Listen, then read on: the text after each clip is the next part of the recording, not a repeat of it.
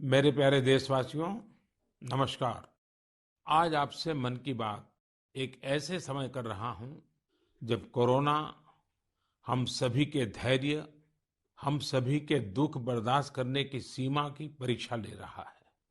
बहुत से अपने हमें असमय छोड़कर चले गए हैं। कोरोना की पहली वेव का सफलतापूर्वक मुकाबला करने के बाद देश हौसले से भरा हुआ था, आत्मविश्वास से भरा हुआ था। लेकिन इस तूफान ने देश को झकझोर दिया है। साथियों, बीते दिनों इस संकट से निपटने के लिए मेरी अलग-अलग सेक्टर्स के एक्सपर्ट्स के साथ, विशेषज्ञों के साथ लंबी चर्चा हुई है। हमारी फार्मा इंडस्ट्री के लोग हों, वैक्सीन मैन्युफैक्चरर्स हों, ऑक्सीजन के प्रोडक्शन से जुड़े लोग हों या फिर मेडिकल फील्ड के जानकार, उन्होंने अपने महत्वपूर्ण सुझाव सरकार को दिए हैं। इस समय हमें इस लड़ाई को जीतने के लिए एक्सपर्ट्स और वैज्ञानिक सलाह को प्राथमिकता देनी है। राज्य सरकार के प्रयत्नों को आगे बढ़ाने में भारत सरकार पूरी शक्ति से जुटी हुई है। राज्य सरकारें भी अपना दायित्व निभाने की पूरी कोशिश कर रही हैं। साथियों, कोरोना के खिलाफ इस समय बहुत बड़ी लड़ाई देश के डॉक्टर और हेल्थ वर्कर्स लड़ रहे हैं। पिछले एक साल में उन्हें इस बीमारी को लेकर हर तरह के अनुभव भी हुए हैं।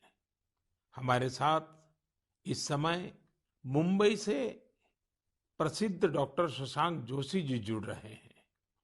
डॉक्टर शशांक जी को कोरोना के इलाज और इससे जुड़ी रिसर्च का बहुत जमीनी अनुभव है। वो इंडियन कॉलेज ऑफ फिजिशियंस के डीन भी रह चुके हैं। आइए बात करते हैं डॉक्टर शशांक से। नमस्कार डॉक्टर शशांक जी। नमस्कार सर। अभी कुछ दिन पहले ही मुझे आपसे बात करने का अवसर मिला था। आपके विचारों की स्पष्टता मुझे बहुत अच्छी लगी थी। मुझे लगा देश के सभी नागरिकों को आपके विचार जानने चाहिए। जो बातें सुनने में आती है उसी को मैं एक सवाल के रूप में आपके सामने प्रस्तुत करता हूँ। डॉक्टर शशांक, आप लोग इस समय दिन रात जीवन रक्षा के काम में लगे हुए हैं। सबसे पहले तो मैं चाहूंगा कि आप सेकंड वेव के बारे में लोगों को बताएं। मेडिकली ये कैसे अलग है और क्या-क्या सावधानी जरूरी है। धन्यवाद सर। ये जो दूसरी बाढ़ आई है ये तेजी से आई है। तो जितनी पहली बाढ़ थी उससे ये वायरस ज़्यादा तेज चल रहा है, लेकिन अच्छी बात यह है कि उससे ज़्यादा रफ्तार से रिकवरी भी है और मृत्यु दर काफ़ी कम है। इसमें दो तीन फर्क है। पहली तो ये युवाओं में और बच्चों में भी थोड़ा दिखाई दे रहा है। उसके जो लक्षण हैं, पहले जैसे लक्षण थे, सांस चढ़ना, सूखा खांसी आना, बुखार आना, ये तो सब है ही, और उसके साथ थोड़ा गंध जाना, स्वाद चला जाना, ये भी है।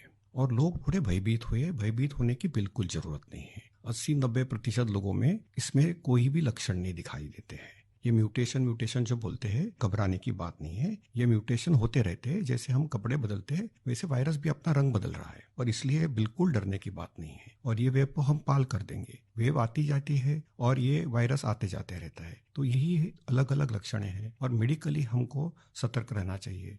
एक 14 से 21 दिन का ये कोविड का टाइम टेबल है। इसमें वैद्यकीय सलाह लेना चाहिए। डॉक्टर शशांक, मेरे लिए भी आपने जो एनालिसिस बताया बड़ा इंटरेस्टिंग है। मुझे कई चिट्ठियां मिली हैं जिसमें ट्रीटमेंट के बारे में भी लोगों की बहुत सी आशंका है। कुछ दवाओं की मांग बहुत ज्यादा है। इसलिए मैं चाहता हूं कि कोविड के ट्रीटमेंट के बारे में भी आप लोगों को जरूर बताएं।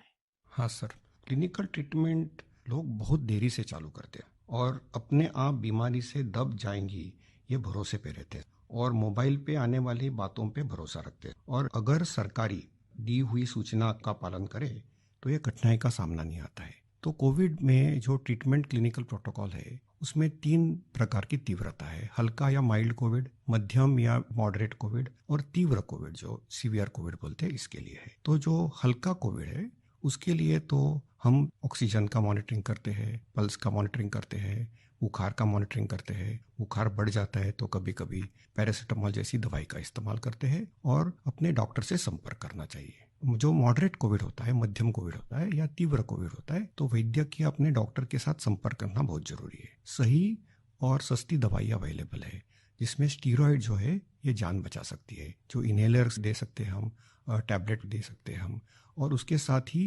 प्राणवायु जो ऑक्सीजन है वो देना पड़ता है, और इसके लिए छोटे छोटे इलाज है। लेकिन अक्सर क्या हो रहा है कि एक नई एक्सपेरिमेंटल दवाई है जिसका नाम है रेमडेसिविर। ये दवाई से एक चीज जरूर होती है कि अस्पताल में 2-3 दिन कम रहना पड़ता है और क्लिनिकल रिकवरी में थोड़ी सी उसकी एड होती है। ये भी दवाई कम काम करती है जब पहले 9-10 दिन में दी जाती है, और ये 5 ही दिन लेनी पड़ती है। तो ये लोग जो दौड़ रहे हैं रेमडेसिविर के पीछे, ये बिल्कुल दौड़ना नहीं चाहिए। ये दवाई की थोड़ा काम है, जिनको ऑक्सीजन लगता है, प्राणवायु ऑक्सीजन लगता है, जो अस्पताल में भर्ती होते हैं और डॉक्टर जब बताते तभी लेना चाहिए। तो ये बहुत जरूरी है सब लोगों को समझना। हम प्राणायाम करेंगे, हमारे शरीर के जो लंग्स है उसको थोड़ा एक्सपांड करेंगे, और जो हमारी खून पतली करने वाली जो इंजेक्शन आती है जिसको हम हिपैरिन बोलते हैं, ये छोटी छोटी दवाइयाँ देंगे तो 98% लोग सर ठीक हो जाते हैं। तो पॉजिटिव रहना बहुत जरूरी है। ट्रीटमेंट प्रोटोकॉल वैद्य के सलाह से लेना बहुत जरूरी है, और ये जो महंगी महंगी दवाई है उसके पीछे दौड़ने की कोई जरूरत नहीं है सर। अपने पास अच्छे इलाज चालू है, प्राणवायु ऑक्सीजन है, वेंटिलेटर की भी सुविधा है, सब कुछ है सर। और कभी कभी ये दवाई यदि मिल जाती है तो योग्य लोगों में ही देनी चाहिए। तो इसके लिए बहुत भ्रम पैदा हुआ है, और इसलिए ये स्पष्टीकरण देना चाहता हूँ सर कि अपने पास वर्ल्ड की सबसे बेस्ट ट्रीटमेंट अवेलेबल है। आप देखेंगे कि भारत में सबसे अच्छा रिकवरी रेट है। आप यदि कंपेयर करेंगे यूरोप के लिए, अमेरिका, वहीं से भी हमारे यहाँ के ट्रीटमेंट प्रोटोकॉल से मरीज ठीक हो रहे हैं सर। डॉक्टर शशांक, आपका बहुत बहुत धन्यवाद। डॉक्टर शशांक ने जो जानकारियां हमें दी वो बहुत जरूरी है और हम सबके काम आएगी। साथियों, मैं आप सबसे आग्रह करता हूं, आपको अगर कोई भी जानकारी चाहिए हो, कोई और आशंका हो, तो सही सोर्स से ही जानकारी लें। आपकी जो फैमिली डॉक्टर हो, आसपास के जो डॉक्टर्स हो, आप उनसे फोन से संपर्क करके सलाह लीजिए। मैं देख रहा हूं कि हमारे बहुत से डॉक्टर खुद भी ये जिम्मेदारी उठा रहे हैं। कई डॉक्टर्स सोशल मीडिया के जरिए लोगों को जानकारी दे रहे हैं, फोन पर, व्हाट्सएप पर भी काउंसलिंग कर रहे हैं। कई हॉस्पिटल की वेबसाइटें हैं जहां जानकारियां भी उपलब्ध हैं, और वहां आप डॉक्टर से परामर्श भी ले सकते हैं। ये बहुत सराहनीय है। मेरे साथ श्रीनगर से डॉक्टर नावीद नजीर शाह जुड़ रहे हैं। डॉक्टर नावीद श्रीनगर के गवर्नमेंट मेडिकल कॉलेज में प्रोफेसर हैं। नावीद जी अपनी देखरेख में अनेकों कोरोना पेशेंट्स को ठीक कर चुके हैं, और रमजान के इस पवित्र माह में डॉक्टर नावीद अपना कार्य भी निभा रहे हैं, और उन्होंने हमसे बातचीत के लिए समय भी निकाला है। आइए उन्हीं से बात करते हैं। नावीद जी, नमस्कार। नमस्कार सर। डॉक्टर नावीद, मन की बात के हमारे श्रोताओं ने इस मुश्किल समय में पैनिक मैनेजमेंट का सवाल उठाया है।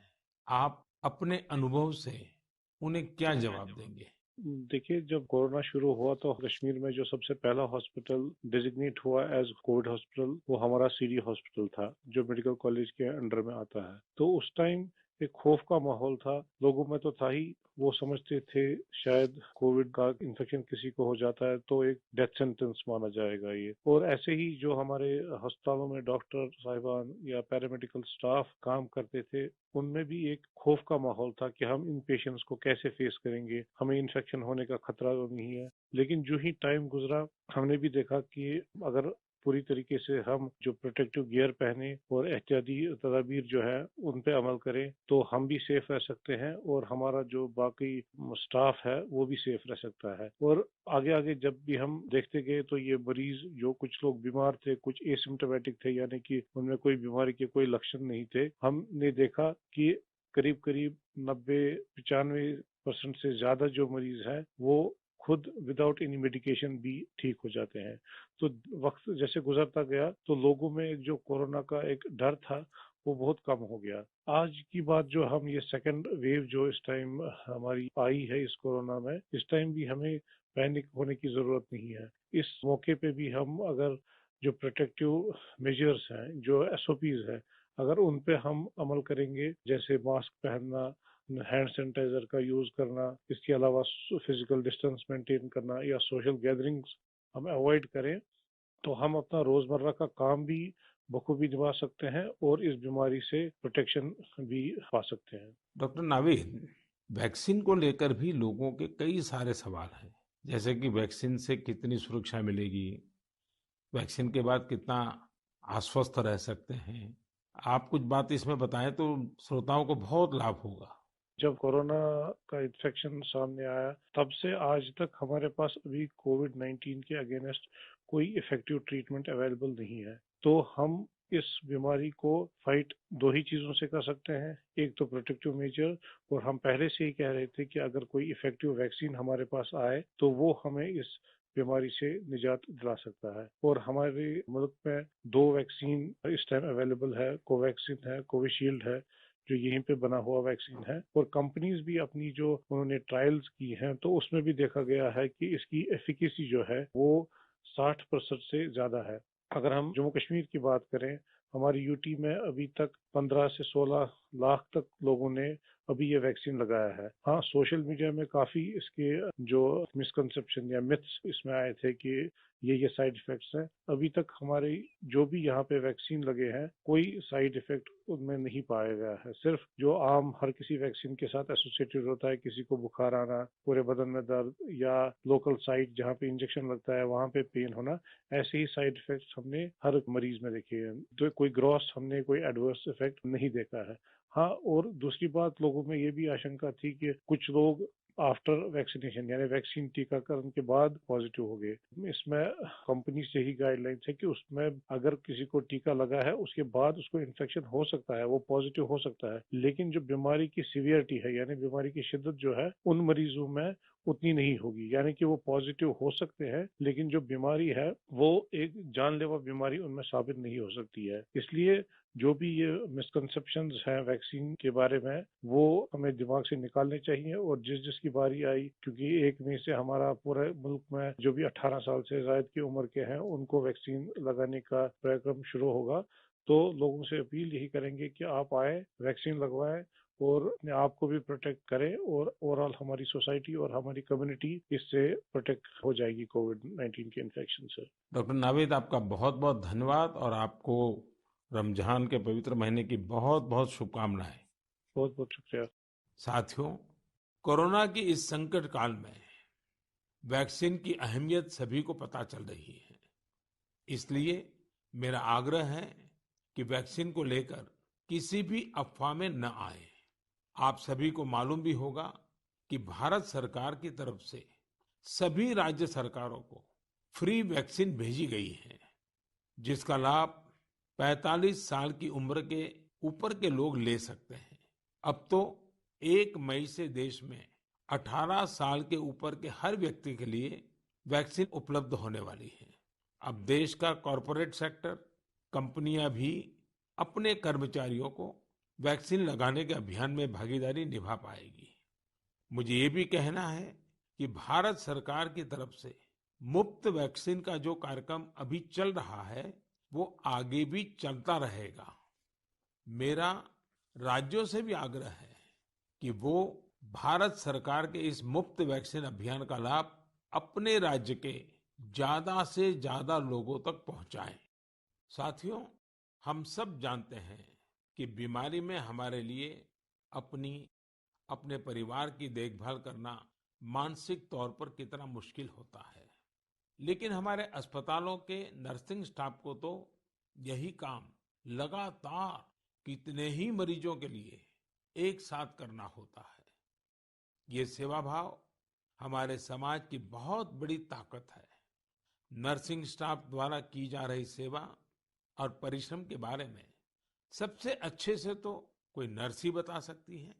इसलिए मैंने रायपुर के doctor B.R. Ambedkar medical college hospital में अपनी सेवाएं दे रही सिस्टर भावना ध्रुव जी को मन की बात में आमंत्रित किया है। वो अनेकों कोरोना मरीजों की देखभाल कर रही हैं। आइए उन्हीं से बात करते हैं। नमस्कार भावना जी। आदरणीय प्रधानमंत्री जी, नमस्कार। भावना जी, यस सर। मन की बात सुनने वालों को आप जरूर ये बताइए कि आपके परिवार में इतनी सारी जिम्मेवारियां, इतने सारे मैंने मल्टीटास्क, और सर। उसके बाद भी आप कोरोना के मरीजों के साथ काम कर यस रही सर। हैं। कोरोना के मरीजों के साथ आपका जो अनुभव रहा वो जरूर देशवासी सुनना चाहेंगे, क्योंकि सिस्टर जो होती हैं, नर्सिस जो होते हैं, वो यस सर। पेशेंट के सबसे निकट होती हैं और सबसे लंबे समय तक होती हैं। Yes sir. तो वो हर चीज को बड़ी बारीकी से समझ सकती हैं। जी बताइए। जी सर, मेरा टोटल एक्सपीरियंस कोविड में सर 2 मंथ का है सर। हम 14 डेज ड्यूटी करते हैं और 14 डेज के बाद हमें रेस्ट दिया जाता है। फिर 2 महीने बाद हमारा ये कोविड ड्यूटी रिपीट होता है सर। जब सबसे पहले मेरी कोविड ड्यूटी लगी तो सबसे पहले मैं अपने फैमिली मेंबर्स को ये कोविड ड्यूटी की बात शेयर करी। ये मई की बात है और मैं ये जैसे ही मैंने शेयर किया, सबके सब डर गए, घबरा गए मुझसे। कहने लगे कि बेटा ठीक से काम करना। एक इमोशनल सिचुएशन था सर बीच में, जब मेरी बेटी मुझसे पूछी, मम्मा आप कोविड ड्यूटी जा रहे हो? तो उस समय बहुत ही ज़्यादा मेरे लिए इमोशनल मोमेंट था। लेकिन जब मैं कोविड पेशेंट के पास गई तो मैं एक जिम्मेदारी घर में छोड़ के गई, और जब मैं कोविड पेशेंट से मिली सर तो वो उनसे और ज़्यादा घबराए हुए थे। कोविड के नाम से सारे पेशेंट इतना डरे हुए थे सर कि उनको समझ में ही नहीं आ रहा था कि उनके साथ क्या हो रहा है, हम आगे क्या करेंगे। हम उनके डर को दूर करने के लिए उनसे बहुत अच्छे से हेल्दी एनवायरनमेंट दिए सर उन्हें। हमें जब ये कोविड ड्यूटी करने को कहा गया तो सर सबसे पहले हमको पीपी किट पहनने के लिए कहा गया सर, जो कि बहुत ही कठिन है। पीपी किट को पहन करके ड्यूटी करना सर, ये बहुत टफ था हमारे लिए। मैंने 2 मंथ की ड्यूटी में हर जगह 14-14 दिन ड्यूटी किए, वार्ड में, आईसीयू में, आइसोलेशन में सर। यानी कुल अलग। मिलाकर तो आप 1 साल से इसी काम को कर रही है। Yes sir. वहाँ जाने से पहले मुझे नहीं पता था कि मेरे कलीग्स कौन है। हम एक टीम मेंबर की तरह काम किए सर, उनका जो भी प्रॉब्लम थे उनको शेयर किए। हम जाने पेशेंट के बारे में और उनका स्टिग्मा दूर किया सर। कई लोग ऐसे थे सर कि जो कोविड के नाम से ही डरते थे। वो सारे सिम्टम्स उनमें आते थे जब हम हिस्ट्री लेते थे उनसे, लेकिन वो डर के कारण वो अपना टेस्ट नहीं करवा पाते थे। तो हम उनको समझाते थे, और सर जब सीवियरिटी बढ़ जाती थी तब उनका लंग्स ऑलरेडी इन्फेक्टेड हो चुका रहता था, तब उनको आईसीयू की जरूरत रहती थी, तब वो आते थे और साथ में उनकी पूरी फैमिली आती थी। तो ऐसा 1-2 केस हमने देखा सर। और ऐसा भी नहीं कि हर एक एज ग्रुप के साथ काम किया सर हमने, जिसमें छोटे बच्चे थे, महिला, पुरुष, बुजुर्ग, सारे तरह के पेशेंट थे सर। उन सबसे हमने बात करी तो सबने कहा कि हम डर की वजह से नहीं आ पाए। सबका यही हमें आंसर मिला सर। तो हम उनको समझाएं सर कि डर कुछ नहीं होता है, आप हमारा साथ दीजिए, हम आपका साथ देंगे। बस आप जो भी प्रोटोकॉल्स है उसे फॉलो कीजिए। बस हम इतना उनसे कर पाए सर। भावना जी, मुझे बहुत अच्छा लगा आपसे बात कर करके। आपने काफी अच्छी जानकारियां दी हैं, अपने स्वयं के अनुभव से दी हैं। जी तो सर। जरूर देशवासियों को इससे एक पॉजिटिविटी का मैसेज जाएगा। आपका बहुत बहुत धन्यवाद Bhavna ji. Thank you so much sir, thank you so much. जय हिंद सर। जय हिंद। भावना जी और नर्सिंग स्टाफ के आप जैसे हजारों लाखों भाई बहन बखूबी अपना कर्तव्य निभा रहे हैं। ये हम सभी के लिए बहुत बड़ी प्रेरणा है। आप अपने स्वास्थ्य पर भी खूब ध्यान दीजिए, अपने परिवार का भी ध्यान रखिए। साथियों, हमारे साथ इस समय बेंगलुरु से सिस्टर सुरेखा जी भी जुड़ी हुई है। सुरेखा जी केसी जनरल हॉस्पिटल में सीनियर नर्सिंग ऑफिसर है। आइए उनके अनुभव भी जानते हैं। नमस्ते सुरेखा जी।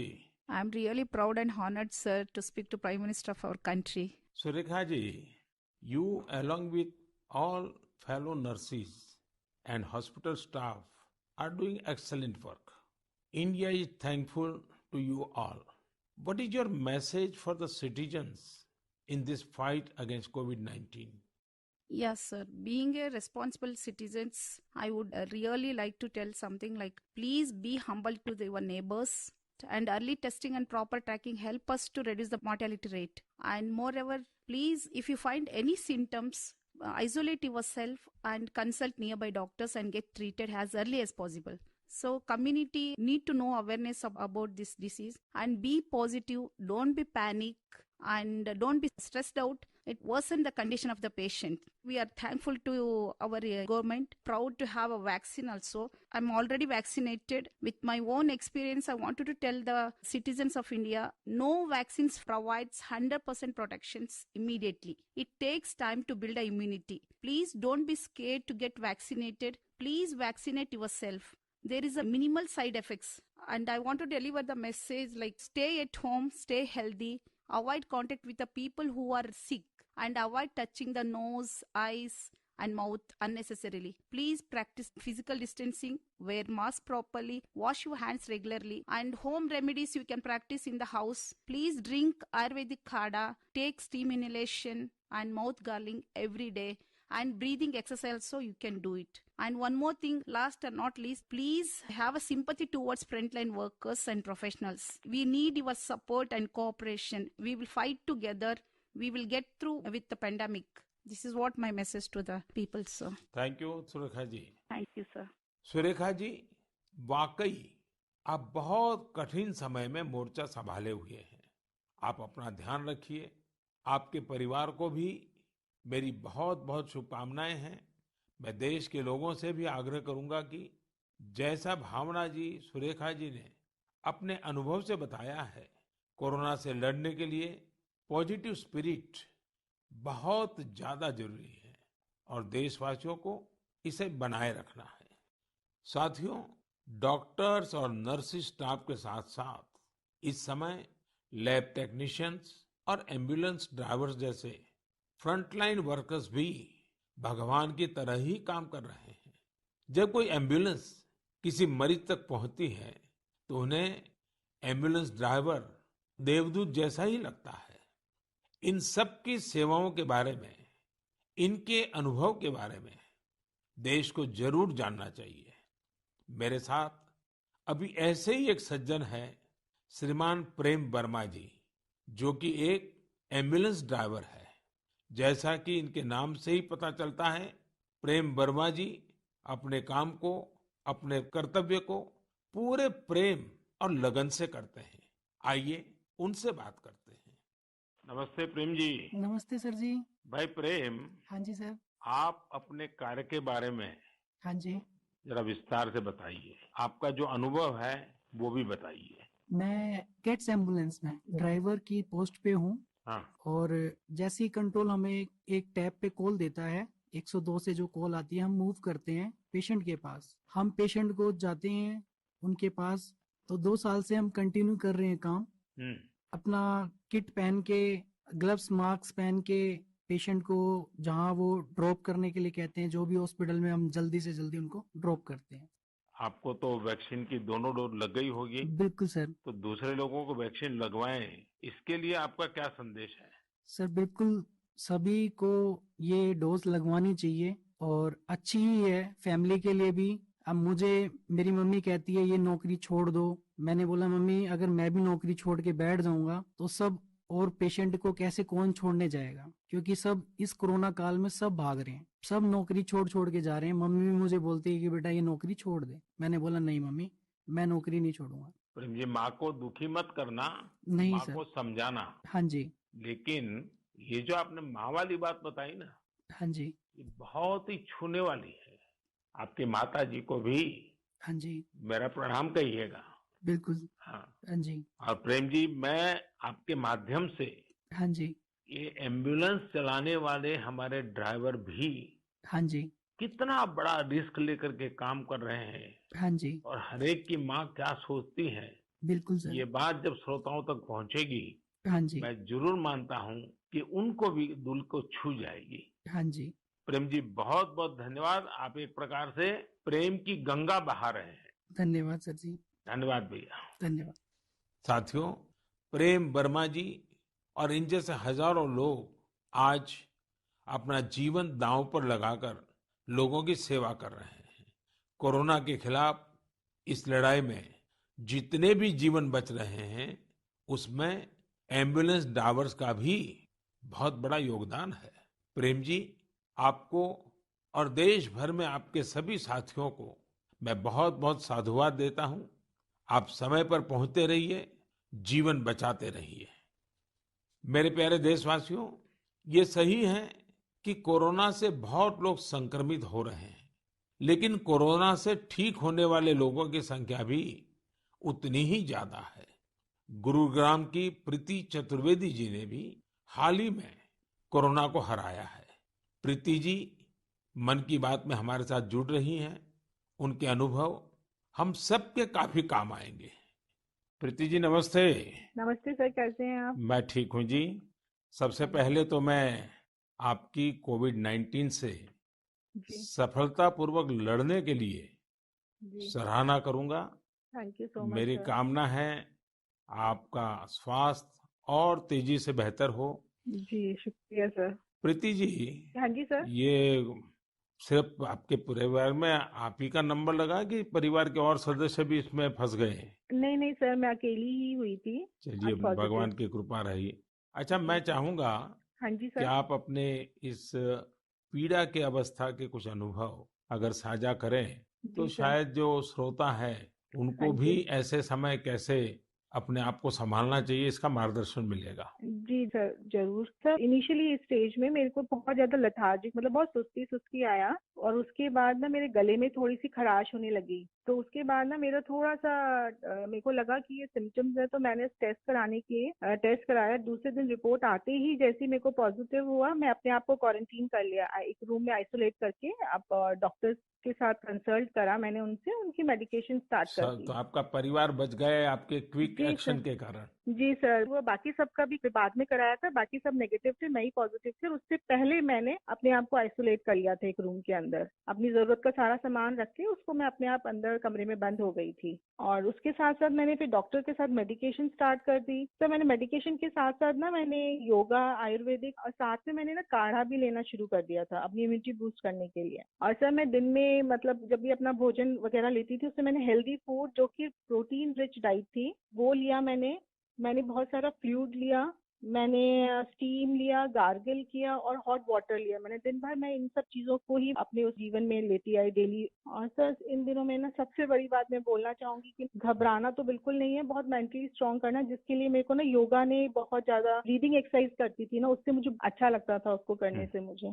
अच्छा प्रीति जी, जब अब आपका प्रोसेस पूरा हो गया, आप संकट से बाहर निकल आई, हाँ अब जी। आपका टेस्ट भी नेगेटिव आ गया है, हाँ जी तो सर। फिर आप अपने स्वास्थ्य के लिए, जी इसके सर। देखभाल के लिए अभी क्या कर रही है? सर मैंने एक तो योगा बंद नहीं किया है, ठीक है। मैंने काढ़ा अभी भी ले रही हूँ, और अपनी ना इम्यूनिटी बूस्ट रखने के लिए मैं अच्छा हेल्दी फूड खा रही हूँ अभी, जो कि मैं बहुत अपने आप को नेग्लेक्ट कर लेती थी, उस पर बहुत ध्यान दे रही हूँ मैं। धन्यवाद Preeti ji. Thank you so much sir. आपने जो जानकारी दी, मुझे लगता है ये बहुत सारे लोगों के काम आएगी। आप स्वस्थ रहें, आपके परिवार के लोग स्वस्थ रहें, मेरी आपको बहुत बहुत शुभकामनाएं। मेरे प्यारे देशवासियों, जैसे आज हमारे मेडिकल फील्ड के लोग, फ्रंटलाइन वर्कर्स, दिन रात सेवा कार्यों में लगे हैं, वैसे ही समाज के अन्य लोग भी इस समय पीछे नहीं है। देश एक बार फिर एकजुट होकर कोरोना के खिलाफ लड़ाई लड़ रहा है। इन दिनों मैं देख रहा हूं, कोई क्वारंटाइन में रह रहे परिवारों के लिए दवा पहुंचा रहा है, कोई सब्जियां, दूध, फल आदि पहुंचा रहा है, कोई एम्बुलेंस की मुफ्त सेवाएं मरीजों को दे रहा है। देश के अलग अलग कोने में इस चुनौतीपूर्ण समय में भी स्वयंसेवी संगठन आगे आकर दूसरों की मदद के लिए जो भी कर सकते हैं वो करने का प्रयास कर रहे हैं। इस बार गांवों में भी नई जागरूकता देखी जा रही है। कोविड नियमों का सख्ती से पालन करते हुए लोग अपने गांव की कोरोना से रक्षा कर रहे हैं। जो लोग बाहर से आ रहे हैं उनके लिए सही व्यवस्थाएं भी बनाई जा रही हैं। शहरों में भी कई नौजवान सामने आए हैं जो अपने क्षेत्र में कोरोना के केस न बढ़े, इसके लिए स्थानीय निवासियों के साथ मिलकर प्रयास कर रहे हैं। यानी एक तरफ देश दिन रात अस्पतालों, वेंटिलेटर्स और दवाइयों के लिए काम कर रहा है, तो दूसरी ओर देशवासी भी जी जान से कोरोना की चुनौती का मुकाबला कर रहे हैं। ये भावना हमें कितनी ताकत देती है, कितना विश्वास देती है। ये जो भी प्रयास हो रहे हैं, समाज की बहुत बड़ी सेवा है। ये समाज की शक्ति बढ़ाते हैं। मेरे प्यारे देशवासियों, आज मन की बात की पूरी चर्चा को हमने कोरोना महामारी पर ही रखा, क्योंकि आज हमारी सबसे बड़ी प्राथमिकता है इस बीमारी को हराना। आज भगवान महावीर जयंती भी है। इस अवसर पर मैं सभी देशवासियों को शुभकामनाएं देता हूं। भगवान महावीर के संदेश हमें तप और आत्म संयम की प्रेरणा देते हैं। अभी रमजान का पवित्र महीना भी चल रहा है। आगे बुद्ध पूर्णिमा भी है। गुरु तेग बहादुर जी का 400वां प्रकाश पर्व भी है। एक महत्वपूर्ण दिन पोचिशे बोईशाक टैगोर जयंती का है। ये सभी हमें प्रेरणा देते हैं अपने कर्तव्य को निभाने की। एक नागरिक के तौर पर हम अपने जीवन में जितनी कुशलता से अपने कर्तव्यों को निभाएंगे, संकट से मुक्त होकर भविष्य के रास्ते पर उतनी ही तेजी से आगे बढ़ेंगे। इसी कामना के साथ मैं आप सभी से एक बार फिर आग्रह करता हूं कि वैक्सीन हम सबको लगवाना है और पूरी सावधानी भी रखनी है। दवाई भी, कड़ाई भी, इस मंत्र को कभी भी नहीं भूलना है। हम जल्द ही साथ मिलकर इस आपदा से बाहर आएंगे। इसी विश्वास के साथ आप सभी का बहुत बहुत धन्यवाद। नमस्कार।